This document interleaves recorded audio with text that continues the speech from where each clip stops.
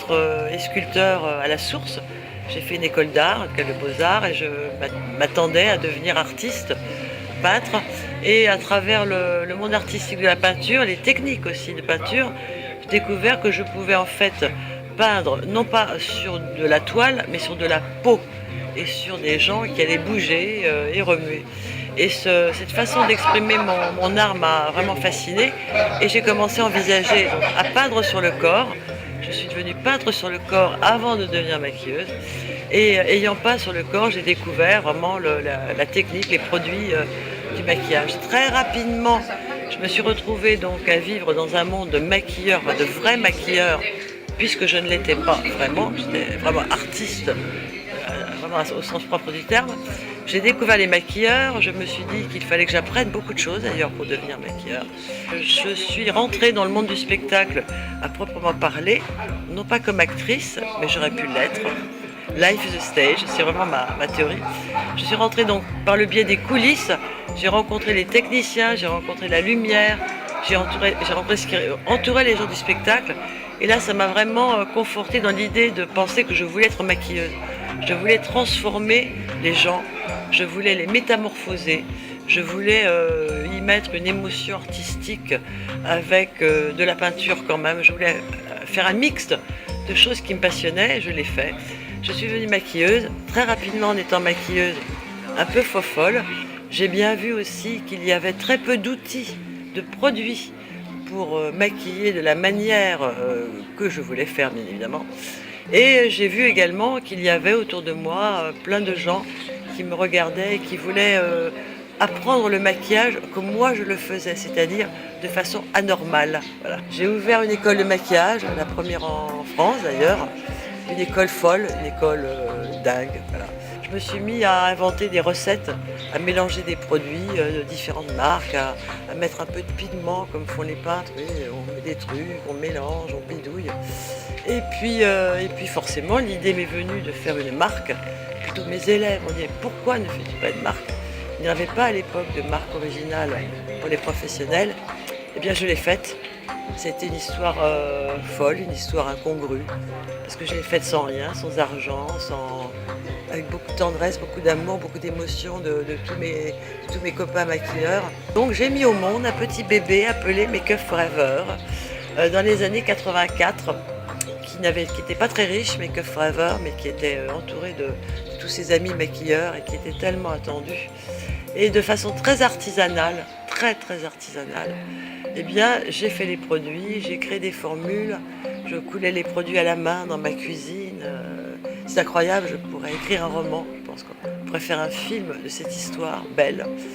Donc depuis 2000, voilà, la marque Make Up Forever est donc toujours, bien sûr, très représentée dans le monde pro, mais vraiment pro, c'est-à-dire le cinéma, le théâtre, États-Unis, US, j'arrête pas d'y aller, Hollywood, des studios, enfin très professionnels, des boutiques semi-professionnelles où viennent public et pro, c'est un peu le cas de la Tunisie. Les pros viennent et puis les clientes viennent aussi.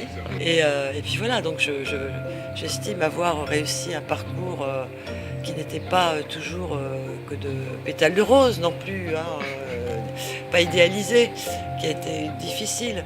Mais je pense que c'est un bon exemple de parcours difficile mais réussi. Je suis à la marque depuis 18 ans et j'ai commencé en tant que maquilleur. Donc j'ai eu la chance d'évoluer avec la marque tous les 3-4 ans à peu près. Donc aujourd'hui c'est vrai que j'ai la partie plus business. Et la chance que j'ai, c'est que j'ai commencé comme maquilleur en fait, donc en backstage et comme freelance chez les pros. Donc j'ai été repéré par Danny Sands qui m'a proposé un poste et j'y suis depuis 18 ans. C'est vrai que j'ai une bonne connaissance de tout ce qui est maquillage, télé, cinéma et mode. Et en contrepartie, j'ai développé Sephora avec Make Up Forever sur 11 pays européens. Aujourd'hui, je m'occupe de la population pro, c'est-à-dire d'une quarantaine de distributeurs en Europe. Aujourd'hui, les femmes vont pouvoir aller jusqu'au bout du maquillage. Ouais. Et un peu aujourd'hui, il y a une grande tendance avec tout ce qui est YouTube, avec les tutos. Et finalement, quand on analyse les tutos qu'on voit aujourd'hui, c'est typiquement des maquillages orientaux revisités. Force de frappe chez Make Up Forever, c'est la gamme Ultra HD. Donc cette gamme Ultra HD, en fait, elle a été faite exclusivement pour les maquilleurs télé et cinéma, et c'est un rapport direct avec le 4K, avec la haute définition. Mais plus que ça, c'est un fond de teint qu'on retrouve sur 50 teintes. Donc aujourd'hui, sur la gamme en Tunisie, vous avez 50 teintes de fond de teint Ultra HD qui est divisé en deux catégories, les jaunes et les rouges. Ce qui veut dire qu'avec ces 50 teintes, on couvre toutes les carnations du monde entier. Aujourd'hui, n'importe quelle femme en Tunisie, qu'elle soit blanche, à tendance jaune ou à tendance rouge, mate, foncée ou ébène, elle trouvera sa couleur ici. ميك اب فوريفر معناتها مكياج متكامل من كل النواحي معناتها بالنسبه لي بزوان تاع الكليونت العاديه اللي تحب تمكيش كل نهار.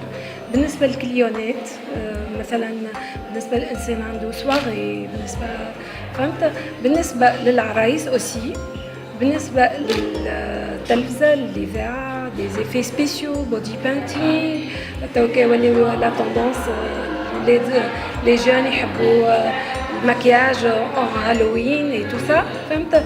بالنسبه للميك اب فوريفر هو شمل كل شيء.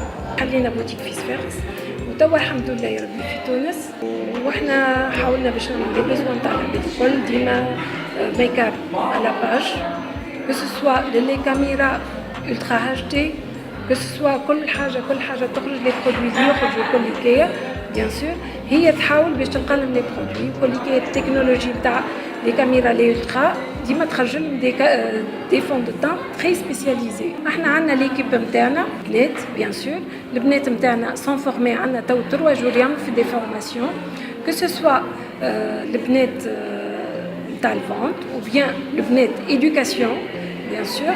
عملنا لهم فورماسيون كوم سا لي بيزوان تاع العباد كل واحد يجينا يتيستيو له البو نتاعو وينصحوه بيان سور كو سوا كليونات ولا بروفيسيونيل. بالنسبه للبوتيك نتاعنا كبير برشا، حاولنا باش نعملوا سيباراسيون فيه بارتي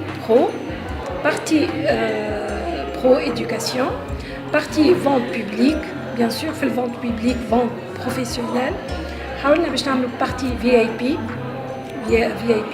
باش كيف يجيك مثلا ان ستار ولا حاجه مثلا تخلي على ريحته تستي لو برودوي كل شيء. عملنا بارتي فيمور، حاولنا باش نخليو العباد الكل اليز وكل شيء فهمت.